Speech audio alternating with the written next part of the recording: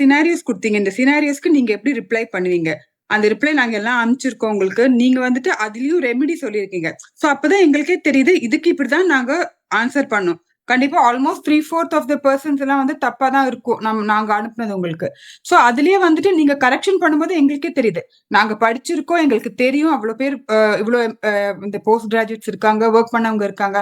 எங்களுக்கே மிஸ்டேக் ஆவுதுன்னா, தெரியாதவங்க என்ன பண்ணுவாங்க? கண்டிப்பா மிஸ்கம்யூனிகேஷன் போய் அந்த ஆர்டர் வந்து வேற காம்படிட்டர்ஸ்க்கு தான் போய் ஒ குடுப்பீங்க. சோ அதெல்லாம் நீங்க அவாய்ட் பண்ணணும்னா, பேசிக்கானது ஃபர்ஸ்ட் தெரிஞ்சுக்கோங்க. இவங்க சொல்றாங்க, அவங்க சொல்றாங்க, உங்களால முடியும். அவங்க உசுப்பேத்தி தான் விடுறாங்க. மோட்டிவேஷன் பண்றேன்னு சொல்லிட்டு, உசுப்பேத்தி நம்ம காச தான் நம்ம அங்க இழக்கிறோம். பிகாஸ் எல்லாருக்குமே ஒரு கஷ்டம் இருக்கு. இப்ப ஒருத்தவங்க பிசினஸ்ல வராங்கன்னா, எல்லாரும் சொன்ன மாதிரி கொஞ்சம் சீக்கிரமா சம்பாதிச்சிடணும். ஃபேமிலியோட சிச்சுவேஷன் மாத்தணும்னு தான் வராங்க. சோ அதுல இன்வெஸ்ட்மென்ட் பண்ற காசுமே ஹார்ட் அர்ன் மணி தான். அது அவங்க வேலைக்கு போறதா இருக்கும். இல்ல அம்மா, அப்பாவோட பணம், இல்ல பொண்டாட்டியோட நகை, ஏதோ ஒரு இன்வெஸ்ட்மென்ட் பண்ணி தான் போறாங்க.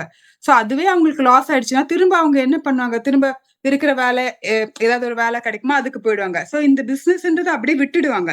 திரும்ப அது திரும்பி பண்ணணும். இல்ல அதோட அந்த அவ்ளோ என்ன சொல்றது? இன்வெஸ்ட்மென்ட் திரும்ப அவங்களுக்கு கிடைக்குமான்றது டவுட். சோ ஒரு ஒரு ரூ. 10 நீங்க குடுக்குறீங்கன்னா கூட 2 வாட்டி யோசிச்சு கரெக்ட்டான ஆள் கிட்ட குடுக்குறோமான்றது ஒரு வாட்டி யோசிச்சுட்டு நீங்க இன்வெஸ்ட் பண்றது பெட்டரா இருக்கும்.